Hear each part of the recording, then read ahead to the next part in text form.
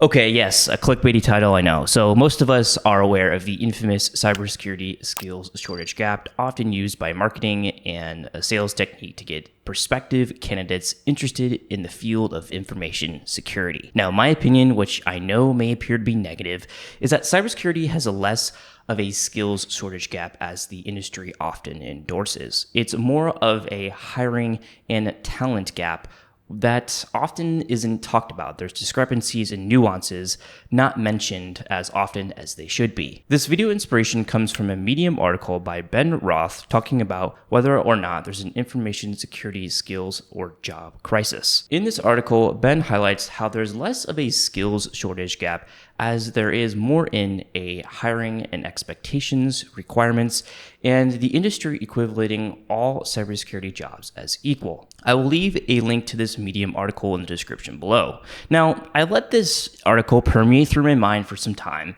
as I don't want to be this individual who's always talking about negative news and maybe becoming an imposter within this industry.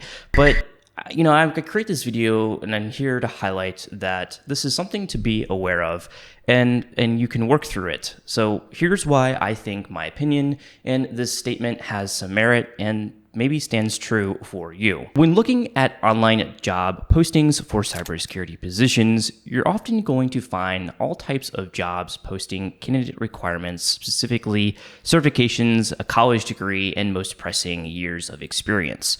And I think this comes from cybersecurity industry having a recruitment problem. The candidate experience is quite nuanced, and I think this comes from internal company recruiters having a different set of expectations compared to the candidates applying, and this even happens for those who have those relevant years of experience. You often see a checklist of certifications, hard skills, and years of experience that you must have to be qualified as a considered or potential candidate. And for individuals, this can be quite intimidating. At least it is for me. Even if these requirements are, kind of a good to have, as an outsider, we don't know exactly what of the requirements are just, good to have compared to which ones are required or mandatory. Even there is a nuance or discrepancy oftentimes between what a company has and it says on their posting online compared to maybe what internal security team wants. Recruiters often don't have the context or perhaps the awareness or education. So they often will just list a set of technical skills they find online or perhaps certifications. And this is, ways that they can measure or filter candidates against, is just to say, if you don't have this certification or experience, then you're out of this process. Now, as a job seeker, you also have a set of expectations. From my point of view, maybe you don't have years of experience or specific experience with a cybersecurity tool. However, you may be eager to learn, adapt, and grow into a role, even if you're just given that chance. Or perhaps you have some industry experience, but it's maybe just adjacent to what the actual job posting is for. Ultimately, all of this comes down to an expectations gap between recruiters and job seekers. There often is this sense of conflict between the two. And I think there's validity on both ends for having improvements and growth. It's not just all on the recruiters. There's certainly some things on the job seeker end that we can do ourselves. I mentioned this in my video last year.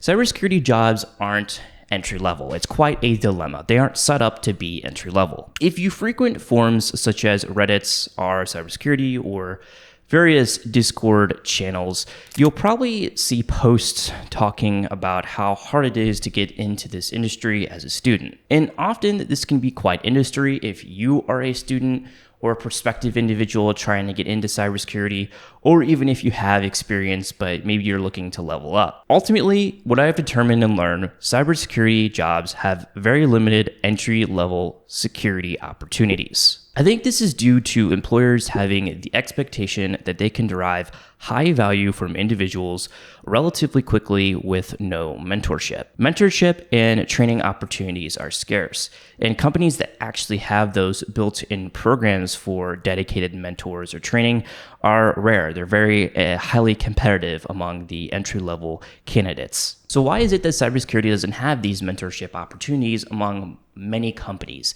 Well, I think it ultimately comes down to cybersecurity being a cost center for companies.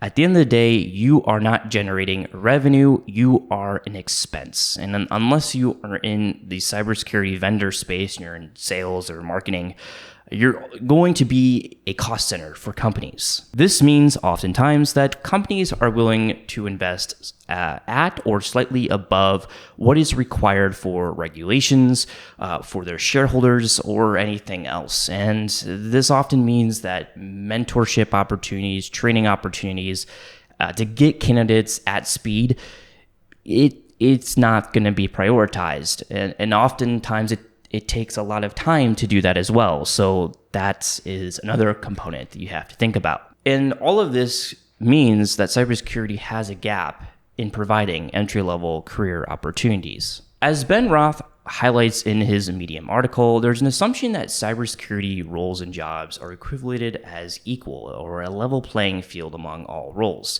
And this just isn't true. A Tier 1 SOC analyst has a different set of skills and expectations compared to maybe a product security engineer. What I've come to learn, or maybe witness is a better word, that there's a lot of security generalists, and I am one of those people myself.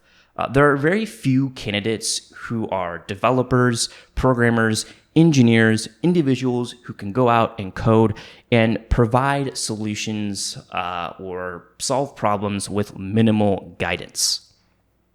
Those who know how to troubleshoot, innovate, and effectively problem solve are going to be successful. And there's a lot of people who perhaps have a certification or can program in Python, but how can they actually go out and use that knowledge to solve a problem? And that is the differentiator oftentimes between those who have positions and perhaps maybe those who don't. So this comes down to a talent gap. There's those who have a natural or highly trained tendency to go out and curate problems and solve those. And then there's those who perhaps can recite a definition. So how can we fix this problem? Well, I believe it's going to take an effective or fundamental shift between recruitment and job seekers. And there has to be balance on both ends. Recruiters can't be as stringent for having XYZ certification or all of these different requirements. And candidates can't expect to go out, have a 6-month boot camp or even a 4-year degree and think that, okay, now I'm qualified to be a cybersecurity expert or professional. So how can you confront this if you believe that there's maybe some sort of truth here than what I am conveying in this video?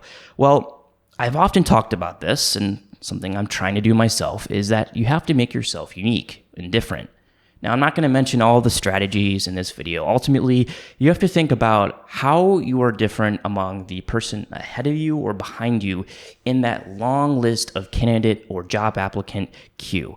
And this can be through lots of different means. The most effective one that I continue to see is in people networking. Who do you know? And it is really true, even if you have those skills. Feel free to add a comment with your experience below. I always enjoy looking at individuals' success stories as well as perhaps growth stories with where they maybe can continue to grow. And I have lots of things I can do myself. So yeah, this video, once again, realities of cybersecurity. And until the next video, you know what it is. Have a good day.